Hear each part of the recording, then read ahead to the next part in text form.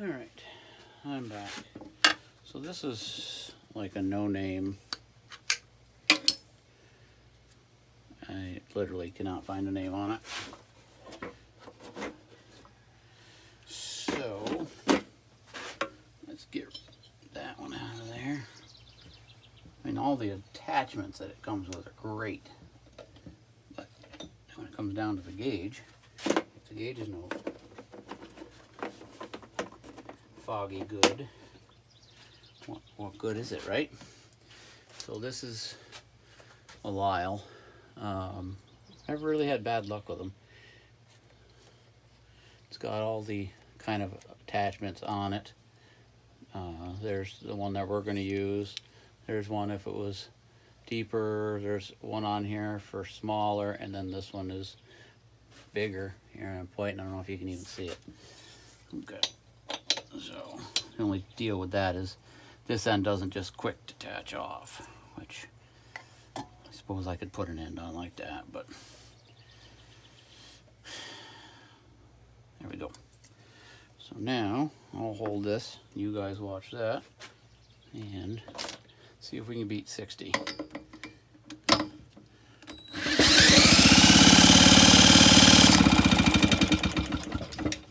Yeah. And that's probably my fault that she's leaking. That one up to 80. Yeah, that's definitely my fault. So that one up to 80. And I have not put any oil at all in the cylinder. So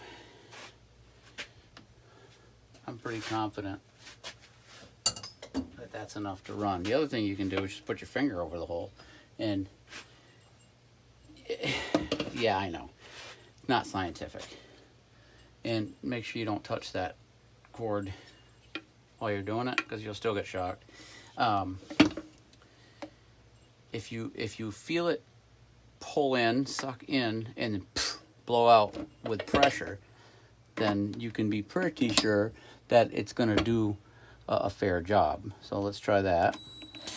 You can kind of hear that, and it's getting hot from the air pressure. You know, when you compress air, it gets hot. It's how diesels ignite, right? So, okay, so now I'm going to show you what I was talking about. If I turn this over and I don't pull the drill up, see that? Unscrews itself. So you can start this mower this way also. Just like that, what did I work on? Jacobson earlier the other day. And the recoil was broken. The springs are, well, that's, you know, that's the springs. That's what's left. So I didn't have any choice. So I just took the recoil apart. This is where the rope would go normally. And this just went up into it. And this engaged in the motor. And there's little ball bearings around this. So this way it catches, this way it didn't. Put this in the drill, started it up. You can see that in the other videos. This one, however, I move some stuff, has a good rewind. There it is. It's underneath you guys. There. That one works. Don't know how many times it'll work when I pull it, but if it doesn't work, it's just 3 bolts and we can start it this way. So this can go back together. Remember, put it together the way you took it apart. Now, that's the other thing I noticed is this thing, when I took it apart, only had one of these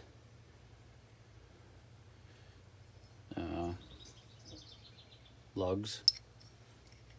And I'm pretty sure there's supposed to be more than one, because there's 2 slots, but over the course of time, I suppose it just broke. Yeah, so it looks like there's supposed to be the spring sets in there, obviously, and then it must go across to this guy here on that side. This spring does that one, like that. Put that down in there, and then this comes out, you see. You flip it over. This is the top. It comes out and catches. So hold that together. And did it? It did, I think. You know I gotta take that apart again, right? Okay, it did stay.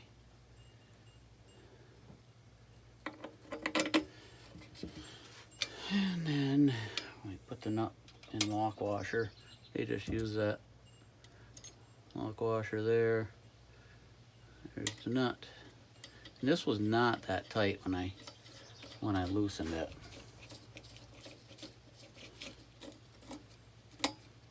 Which a lot of times on a boat motor, if this is not tight, when it runs, it'll pulse and it'll actually break that key down in there. And on the weed eaters, the key is actually forged into some of the flywheels, like on a, I think it was a steel I worked on, still, however you guys say. And one little poof and it was no more. And the guy had bought all kinds of stuff with it. It had a leaf, you know, the sweeper and the blade, and chainsaw, you know, chainsaw for trimming. So I'm just going to hold on to that. Remember, tight's tight, broken's too tight. A lot of times you can just put string in the spark plug hole, you know, follow it down. Hang on a minute. Demonstrate a little better. So carefully stick something in the spark plug hole. Find bottom dead center. See, there's going up, there's down. Right? So down. Then put your string in there. Now some people don't like to do that because it could get caught in the intake or exhaust, but honestly I've never had any problem with it when I've had to do this. Other chainsaws kits they sell, there's actually a steel brass pin that you screw in there, and then you turn this until it touches the top of the cylinder, and then you're putting all that pressure right on that point. So at least if you have that string in there, it compresses. If you use enough, it compresses, and you're using the entire cylinder surface, if you follow. So let's put this piece back on. Compression gauge, that way it doesn't get lost. And we're gonna turn this and get this carburetor off. And we'll also try and get a solid identification of what this thing is as far as a number.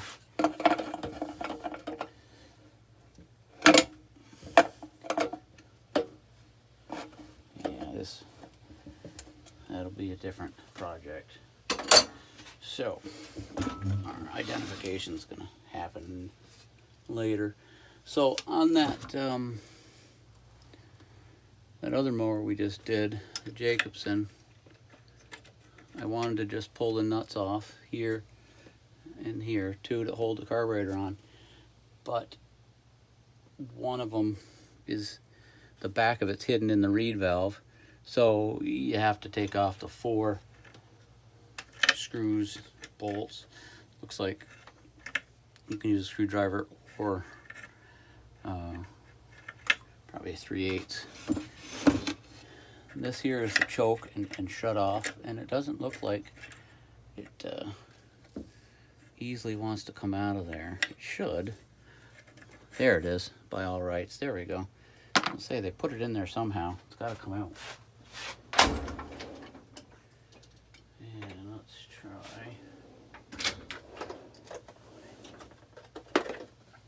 No. Not that one. Nobody likes that screwdriver, right? No, it doesn't fit. Alright, so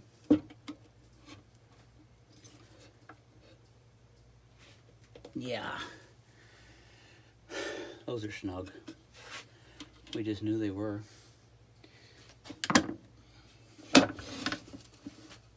So prop this a bit. Here's a piston to a 4020, John Deere 4020. That's sitting outside. 1961, it's actually a 1961 4010 that they repowered a long time ago with a 4020 diesel. And she was froze up solid when I got it. So I started taking it apart, found out that it was really froze up, and I started taking it apart, and then winter came, and I had ordered new parts for it. So I do have parts for it, but I have, say, three or four pistons and ring set and sleeves. And if you're going to do 4 out of 6, why not do 6, right? Because just as soon as Murphy's Law, just as soon as you put it back together, anything that can will go wrong. So, yeah, I think I'm going to order a couple more. And oh, and that's the other thing, is I was only going to take and do 4 of the connecting rods, because the other 2 spin over just fine, and the motor was running when it was shut off, and it was shut off because the fuel pump went. And as the story goes, the fuel pump went and set. But it's set for a long time. And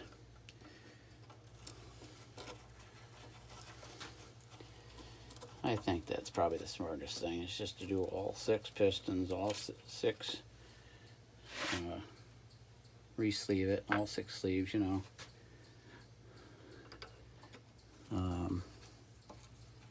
Connecting rods, they're fine. And the bearings, I'll do the bearings.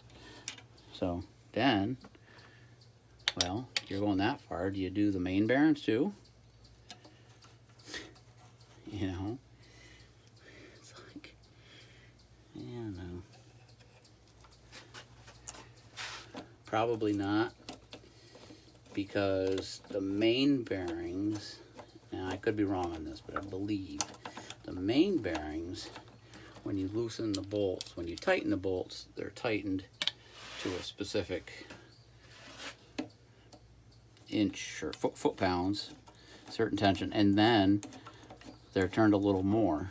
Anyway, they're tightened, they're stretched, basically. So you're not supposed to use them again. Where the connecting rods, I believe you can reuse the bolts. Is that right? I think that might be right. And the head bolts, you have to, obviously, head bolts you're not supposed to reuse. Alright, so this I just took out of there, and that goes up into the top. Has something to do with the governor, basically. The piece up here under the flywheel compresses, must be at load and speed. And now that I've just taken that out of there, I don't know if it'll go in there again from here, putting it back, or if I have to take the flywheel off. But anyway, we can do that again. So that's that. Okay, this one's got double reed valves in it, and there are the 2 screws that go to those nuts. So yes, I did have to take that off there. And the gasket seems all right, except for this channel here. It looks like it's supposed to equalize pressure between the top hole and the bottom hole is compressed, so I don't think air is going to move through there. But I don't have another one of those. I can look online, see if I can get one, but chances are the answer to that's no. Well, there's our bearings in there. It's actually not really a bearing, it's just the piston and the end cap. And the crank is spinning inside there. I don't know how close I can get you guys. There's some numbers on it, that's cool. And there's the little piston down in there. Turns nice and smooth. They put the connected rod on with a screwdriver to connect in end cap. But it looks like they peened the ends, so that makes it all right. All right. I'll set you guys back up there. This I can set down.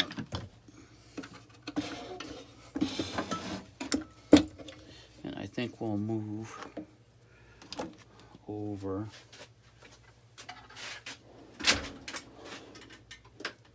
to this, my toolbox. You're actually setting on a drill press. There's a groove in it, holds the phone pretty good. I'll show you. See there? It just sets in there. So let's try that over here. What do you think of that? I don't know if you can see for poo. Maybe. There we go. How's that? Maybe. This is all trial and error, so bear with me. Just trying to see how big a spectrum I get. There, I think you're good. Okay. So, some of these tools away. So if you're gonna buy a compression tester, guys, buy a decent one, I guess.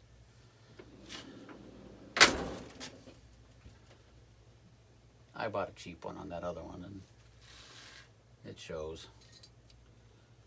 I mean, what was it? It was 20 pounds difference. 20 pounds different from, it's a lot. This is my fancy gas can. I drain all my old gas into this. Yeah, it's green, but old gas you put in here, let it set, and you'll be able to see the water separate if it's going to happen. And I also mix that gallon 16-to-1 for that other mower. And this one's probably going to run 16-to-1 as well. The oil mixture, because it's a 2-stroke. I know y'all knew that. So, got miscellaneous projects apart up here. Got this old weed eater here. An IDC 30, I think it's a 31 cc. Thing was brand new in a box, but the recoil, like anything else, right? The recoil got water in it and rusted after setting for so long. And those other parts are some of the parts. Those are some of the parts that I found in there, and this is the other end. So I'll heat this up, bend it over, and try it, see if I got enough with all that missing. It's another project. Alright. Shake our bench off. That just collects little pieces. They don't roll away. Alright. Look at that mess. A mess, mess, mess.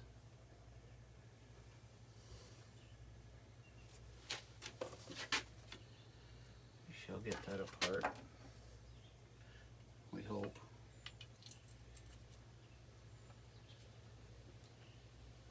It's tight. My little cheater wrench. Not gonna work. Nope, nope, nope.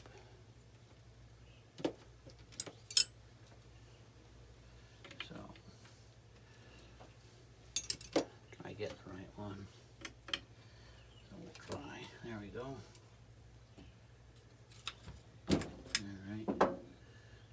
sometimes you can turn these and the screwdriver doesn't turn, and today it is. There, that was not. We'll get this off there. And just like normal, you can't because the bottom's out. Taking it apart this way. Why not, right? I'm talking quiet because otherwise Lily's going to yell. Lily's my pretty girl. She'll bark from upstairs because she likes to be outside with us. And then her mom gets mad at her because she wants to be out here and not be a pain in the butt. She just will go back and forth and back and forth. There we go. Tappity tap. Okay, so when I tappity tapped, the gasket tapped, and I don't know, I don't think it was cracked. I probably did it, but I'll make another gasket for that. And I could have soaked that. Just lessons for you. I could have soaked that and saved myself that gasket.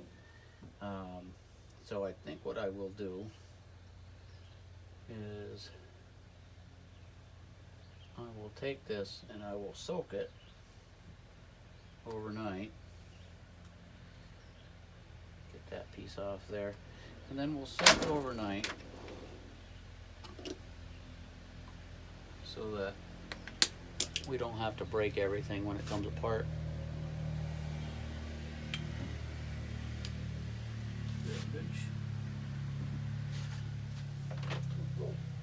Now, you could brush some of this off with my fancy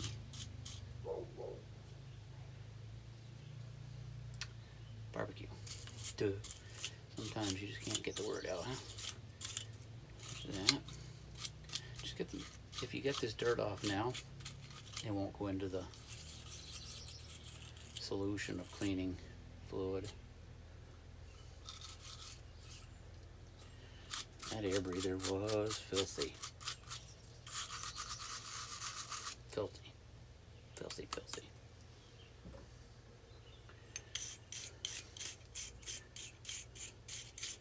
A little bit of a wasp nest in there. Okay. Not going to get too crazy about that.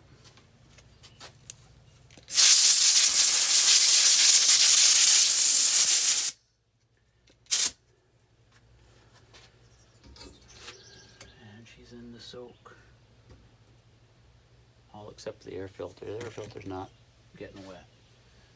We're going to leave this out for now. Because if I put that in there with it, it's going to raise it up and the air filter will get wet.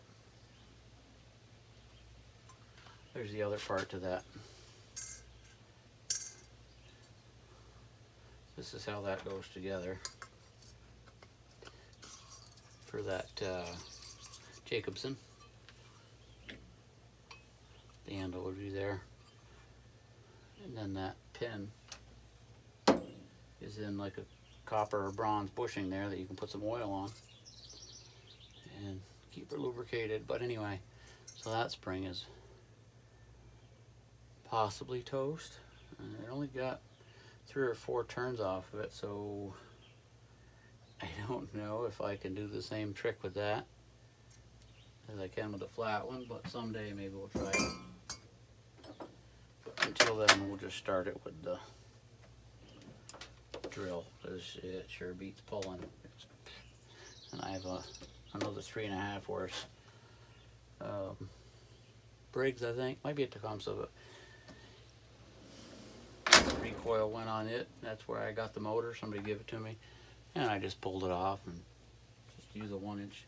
I just use a 1-inch socket and a couple squirts on the primer, and away it goes.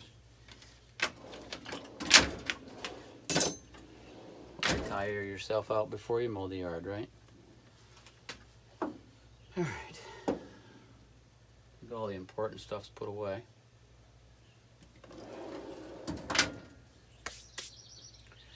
We'll come back to that tomorrow. at some point. No, more stuff over here to put away.